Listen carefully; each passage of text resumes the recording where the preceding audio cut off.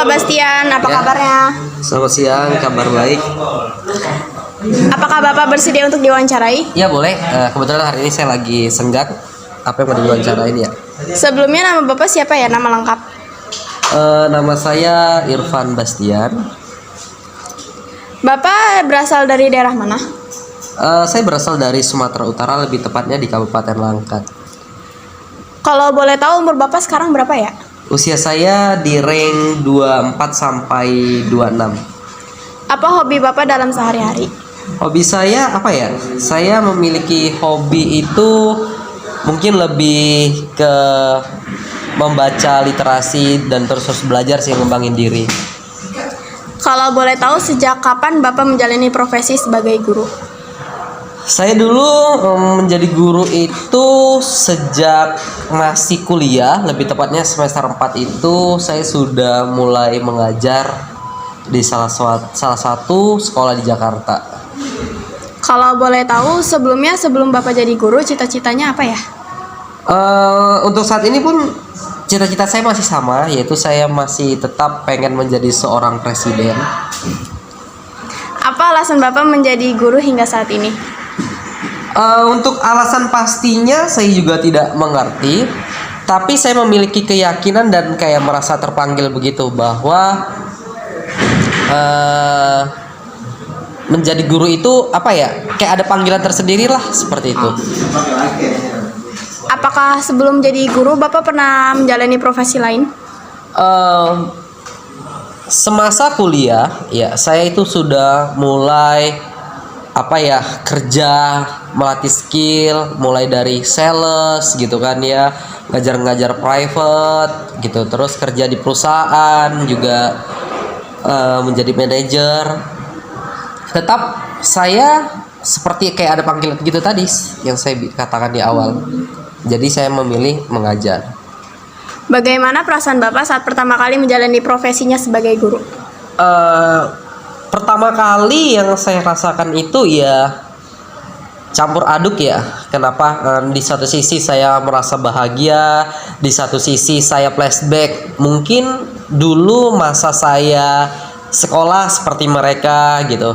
Di satu sisi ya mungkin saya merasa kesal dan lain sebagainya gitu. Jadi bercampur aduk lah gitu kan, karena di usia yang sangat muda saya harus menjadi guru pada saat itu. Jadi banyak memahami karakter anak gitu kan, nggak semua karakter bisa saya pahami dengan cepat, jadi ada sedikit beberapa kendala lah di dalam memahami hal tersebut. Dalam proses mengajar, mata pelajaran apa aja yang pernah Bapak ajarkan kepada peserta didik? Dulu saya pernah ngajar produktif TKJ itu di SMK. Kemudian untuk di Alia itu saya mengajar fisika dan komputer. Untuk saat ini saya mengajar produktif TKJ dan teknik informatika. Adakah upaya yang harus dipersiapkan oleh Bapak dalam proses mengajar? Jika ada, upaya apa saja yang harus dilakukan? Karena saya mengajarnya itu adalah produktif ya. Jadi saya lebih banyak belajar lagi gitu kan, apalagi perkembangan zaman semakin canggih gitu kan. Saya guru komputer di sini, jadi saya melatih skill gitu. Sebelum saya mengajar, saya mempersiapkan apa yang harus saya berikan ke siswa, apakah melalui PowerPoint, membahas buku dan lain sebagainya sesuai RPP yang sudah dibuat gitu. Jadi tetap saya juga mengikuti pelatihan-pelatihan agar ilmu yang saya dapat dari pelatihan tersebut bisa diimplementasikan ke peserta didik yang saya ajarkan, seperti itu. Bagaimana kemampuan rata-rata peserta didik dalam memahami materi yang disampaikan oleh Bapak? Untuk saat ini sih saya masih melihat ya kemampuan peserta didik dalam menyerap ya, karena ini juga di eranya perkembangan pesat teknologi, daya tangkap anak itu sebenarnya cepat, tapi mereka saat ini sedang dininabobokan oleh teknologi gitu, terlalu mengandalkan teknologi gitu. Jadi ya mereka cepat nangkapnya, cepat pula lupanya. Seperti itu kira-kira. Apakah ada kesulitan yang dialami oleh Bapak dalam menyampaikan materi? Untuk kesulitan sih dalam menyampaikan materi, ya sebelum saya menyampaikan materi kan sebelumnya saya sudah melihat, oh saya akan membahas bab ini, bab ini, bab ini, dan bab ini gitu. Jadi sebelum saya membahas bab tersebut, saya sudah mencari hal-hal yang sekiranya belum saya kuasain, saya searching, saya browsing, saya belajar lagi, saya diskusi sama guru-guru senior untuk mengatasi kesulitan-kesulitan tersebut gitu.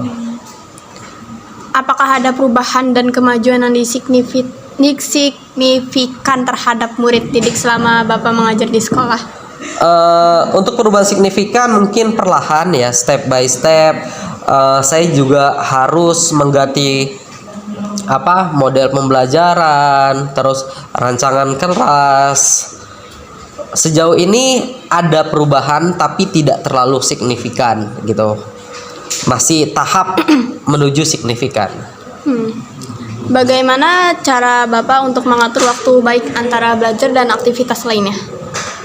Ya, memanage waktu ya. Karena memanage waktu dan profesional. Jadi waktu diatur sedemikian sehingga tidak mengganggu aktivitas saya bersama keluarga, aktivitas saya di sekolah, kemudian aktivitas saya di pekerjaan yang lainnya, seperti itu. Jadi manajemen waktu yang saya terapkan seperti itu. Saya sudah membuat list tiap harinya, hari ini harus kemana, harus ngapain aja, seperti itu.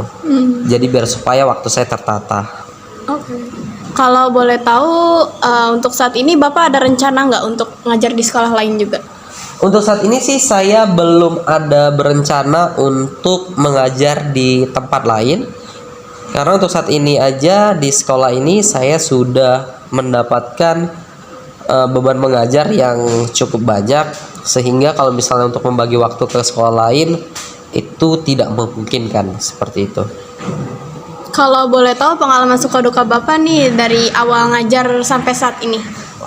Banyak ya, banyak banget suka duka yang saya temuin ketika mengajar. Ya, sukanya ketika saya stres dengan dunia keseharian, terus ketika mengajar saya jadi lebih fresh gitu. Suka dukanya ya, mengajar di era milenial ini menjadi tantangan yang luar biasa dengan pemikiran anak-anak juga sudah canggih, ada yang juga melampaui batas gitu. Jadi kita itu harus lebih dari anak gitu pengetahuannya, benar-benar harus menggali ilmu gitu kan. Kemudian karena di Jakarta ini ya kondisi macet dan lain sebagainya itu ya luar biasa. Ketika posisi hujan gitu kan, kita harus tetap on time, tetap disiplin waktu. Ya begitulah kurang lebihnya. Terima kasih Pak untuk waktunya, maaf mengganggu. Semoga Bapak sehat terus dan karirnya berkembang terus. Amin. Oke. Terima kasih Pak. Kalian tetap semangat juga ya. Ya, amin.